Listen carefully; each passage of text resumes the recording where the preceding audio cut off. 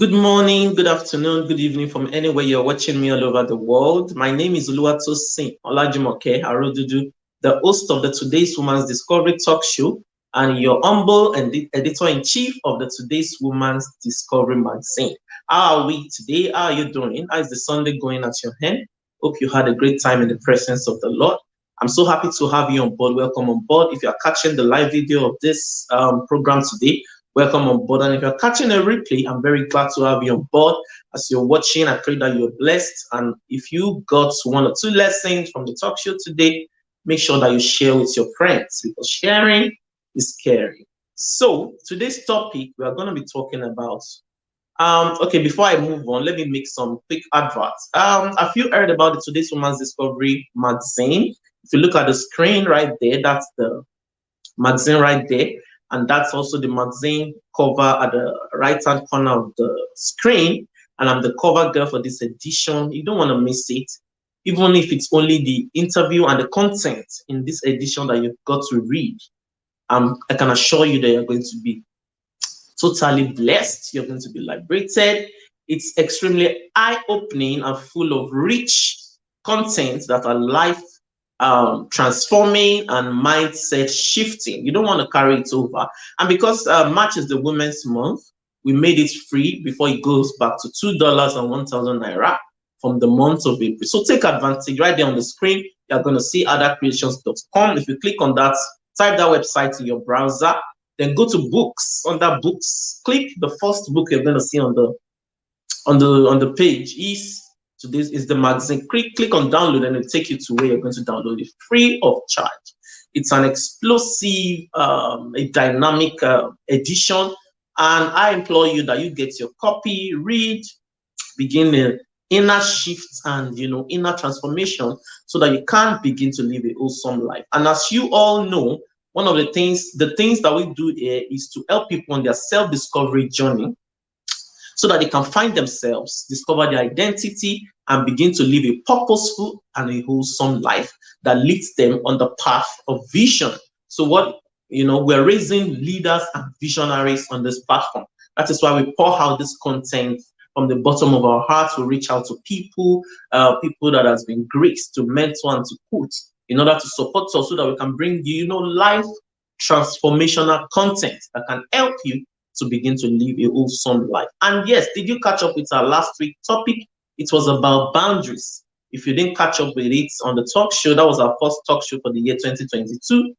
Please do well to catch up with it, as it was full of a lot of lessons, eye-opening lessons that will help you in your leadership journey. And like I said, we don't want the talk show to be more than 25 minutes per session. So today I'm going to go straight to the topic at hand. As you can see on the screen, if it's showing at your end, the title of today's topic is Operating in Your Place of Assignment. Operating in your place of assignment. Your assignment is also your calling on earth. And I know that when a lot of people hear the word calling, what they first think about is maybe pastoring a church or, just being on the pulpit. No. Every platform that the Lord gives to us is a pulpit. It's an avenue for us to reach out to people and to spread the gospel of Jesus. So if He gives you a platform where you get to coach and to mentor, the onus lies on you to find a way to infuse Jesus onto that platform so that you can showcase Him as a brand. We are called to, use our platforms to preach the gospel via any kind of way. Just find a way, to showcase Jesus, to talk about Him, His goodness, why we should move closer to God, why we should live a godly life as children of God. Find a way around it, whatever platform God gives to you. That is your pulpit. It is not until you begin to pastor a church. So when you hear the word calling, stop getting scared and stop thinking that the Lord wants to arrest you and throw you and make you start to pastor a church. Of course, some people from their calling, they end up, living their dreams and aspirations and embracing their calling fully. Yes, that also happens. Sometimes the Lord will even take away your dreams and aspirations because you're obsessed with them and it's not making you to see clearly when it comes to your calling. So it takes them away and opens your eyes to your calling so that you can embrace it totally. Then as you journey on your calling, then He finds a way to drop your dreams and aspiration into that calling. That has been my story So that's a Yoruba adage. God works in mysterious ways. So it doesn't, if you have a calling, which I know that each and every one of us has a calling, there's an assignment that we have been, created on earth to fulfill. And the onus lies on you to find that assignment and begin to show up and show out in order to be a blessing to life. So let's go on. How do you find your calling? This is one of the things that confuses a lot of people. They are like, how do I find my calling? How does it happen? Is it that the Lord will whisper to me or talk to me or scream to me? It can happen anyhow, anywhere. The most important thing is to have the journey and the longing. Once it is there, then you are a step away from knowing what your calling is. But the journey and the longing has to be there. And sometimes the yearning and the longing is not there, but God deliberately breaks us because He has a need for us. So one of the first things that I will counsel that you do in order to find your calling is to pray that God reveals it to you. Prayer does wonders and miracles. So you can pray that God reveals it to you. You can fast. You can find a place of solitude. God speaks in solitude. When you are in solitude, you are away from people, away from noise. Then you can hear Him clearly. There must be that longing and that desire if you want to find your calling. That is extremely important.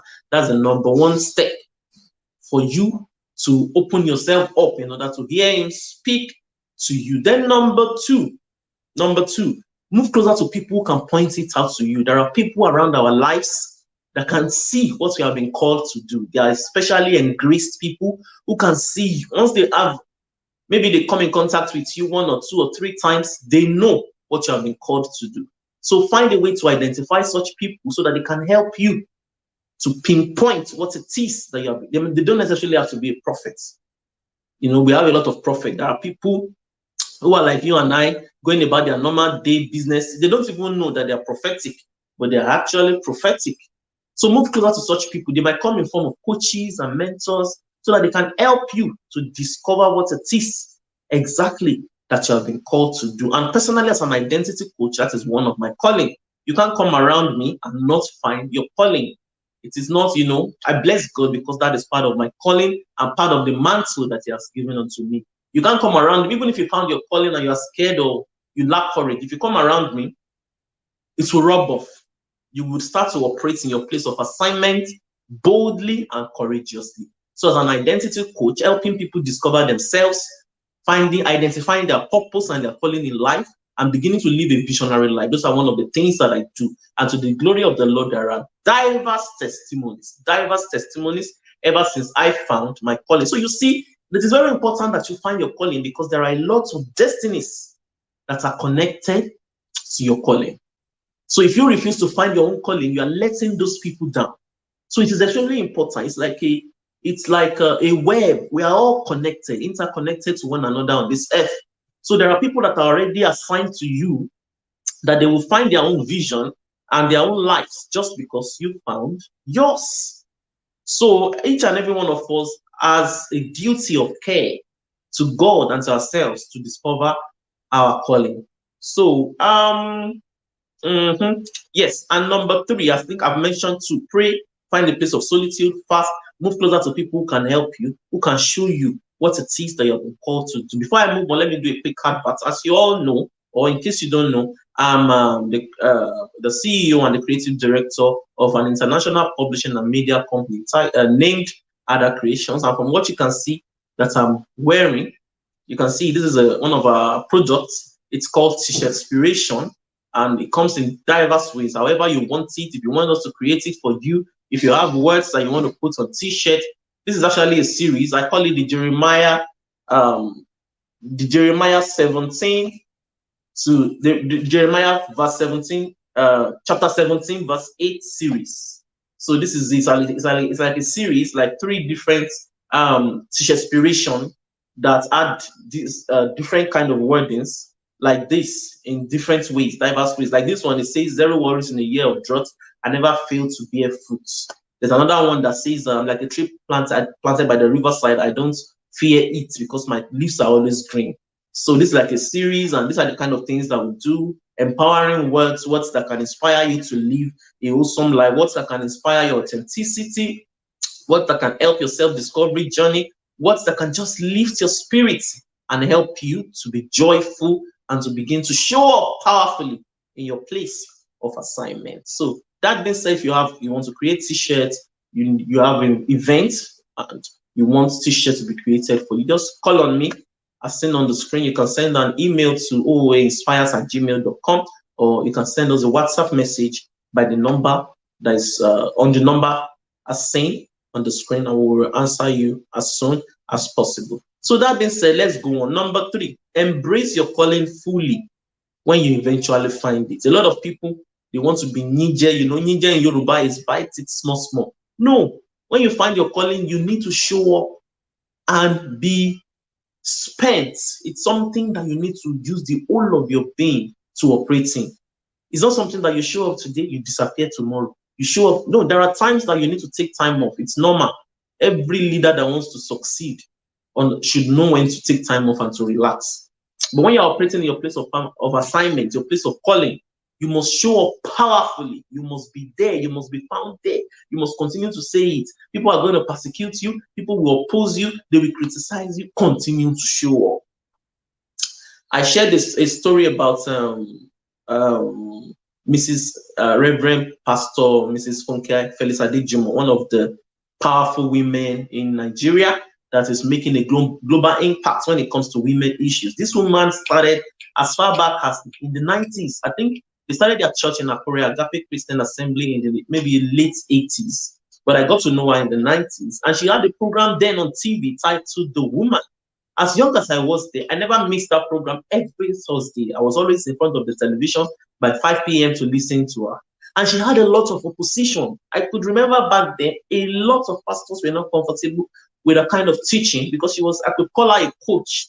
Because as at then, she was coaching women to live their best lives and to be a better version of themselves and not to let themselves go in marriage. But a lot of pastors were not comfortable with her. And so she had a lot of persecution. But this woman kept showing up in a place of assignment. So that people persecute you. And today she's well celebrated all over the world. She goes all over, programs upon programs. People invite her all over. She's been celebrated. As at last week, she was honored at the Commonwealth for African Initiative in the United Kingdom for a global impact when it comes to women issue. So continue to show up. You don't have to be desperate for recognition. And that's one of the mistakes that people make. They're desperate to be known. They want influence. They want power quickly. No, it's a journey. If you're desperate for influence and power, as you grow in your place of assignment, there's a probability that you will lose steam. So learn how to grow gradually, show up powerfully, grow step by step, and let the Lord continue to take you along that path. Because the path is extremely a very long one that, when it comes to vision, it has a lot of dynamics. So take it easy, take it easy with the influence seeking or the popularity. Yes, you're not called to be popular, but you're called to make impacts. So as you make impact, your roots begins to sink into the ground and it expands. That's the kind of, don't be a shooting star, be a rising star when it comes to your place of assignments. Understand the assignments and rise gradually so that your roots can be well planted and it will just remain there through the test of time. So that being said, and it's not like I said earlier, it's not something that you bite, you show up today, you disappear tomorrow.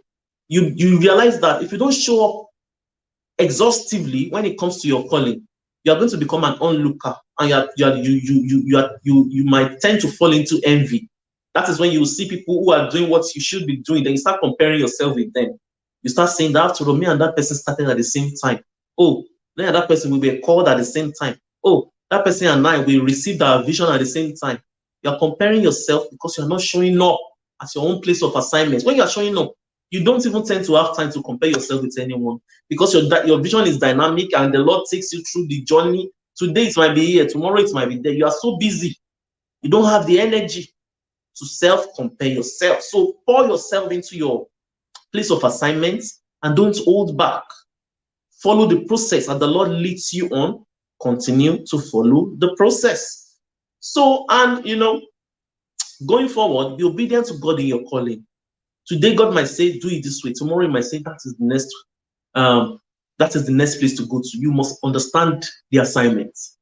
Study to show yourself approved. Be diligent. Be obedient. Your obedience to God is where the success in your assignment lies. That is when I feel successful. God gives me an instruction. Write this book. After completing it, I don't even care if it will sell. The successful part for me is that I've written the book. Of course, I will show up for it powerfully so that we can push the vision out there. But the fact that you are obedient, that is one of the key things that you must also know in your place of calling.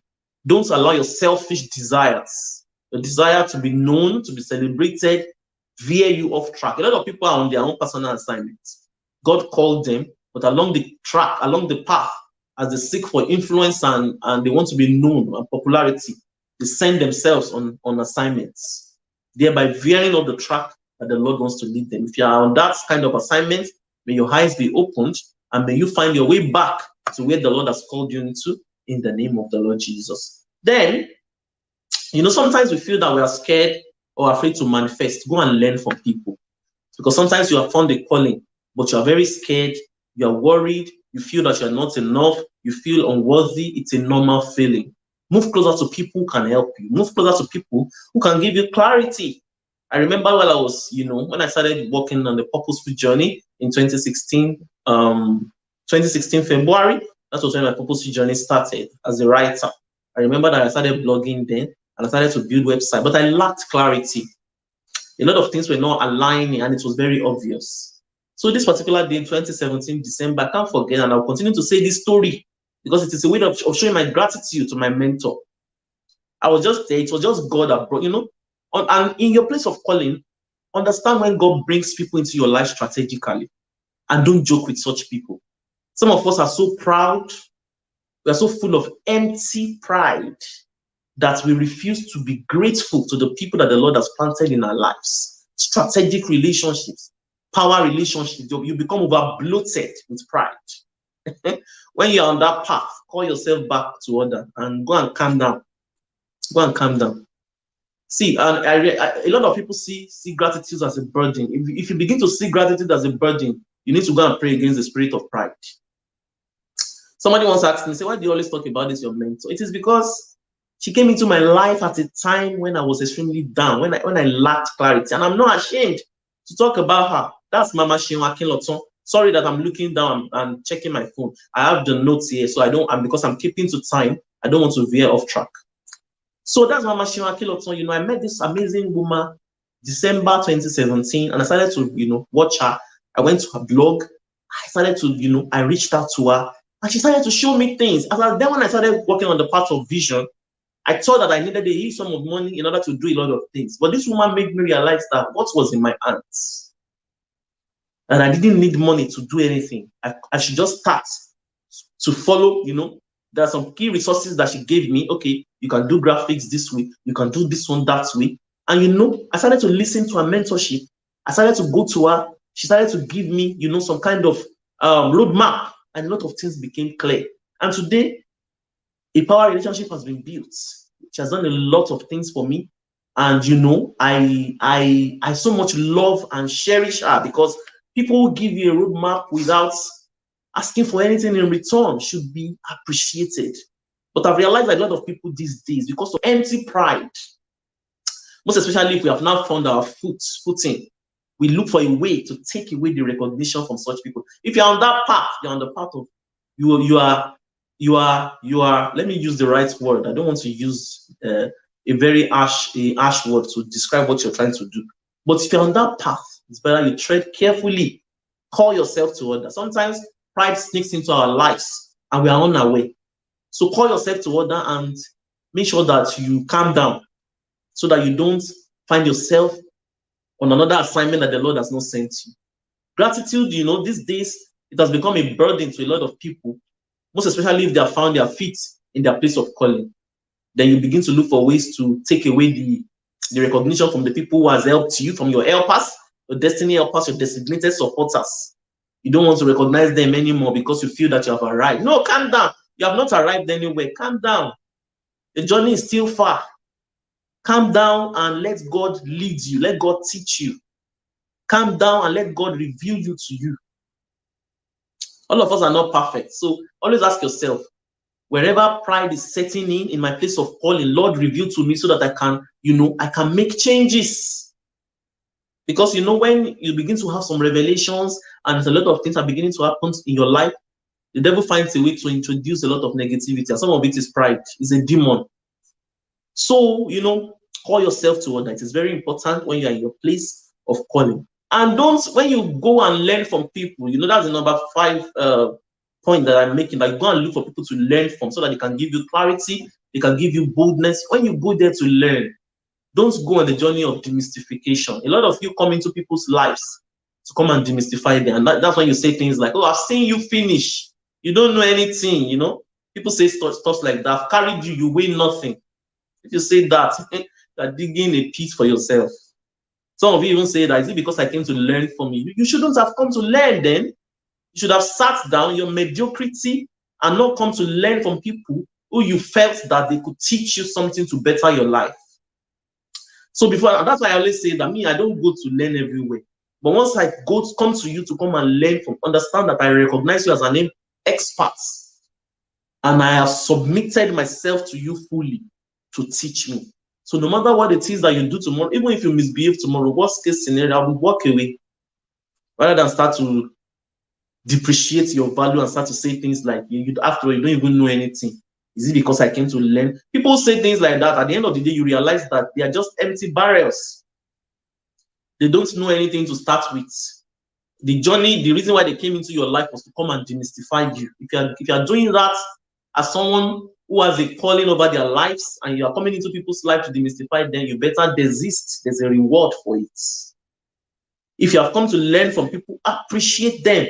A lot of people are out there that are not ready to share their resources with you. So when you see people open their gates to you to come and learn and to come and, thrive, they are ready to support you wholeheartedly. No matter what goes wrong, apply wisdom. Wisdom is profitable to direct. Stop saying that, is it because I came to... You don't know anything. For you to come and learn from people, when I hear people say that, is it because I came to learn from this person? That word triggers me. I dislike. In fact, if you say that around me, as someone who has gone into people's life to learn from them, I will just cancel you straight up. I will cancel you.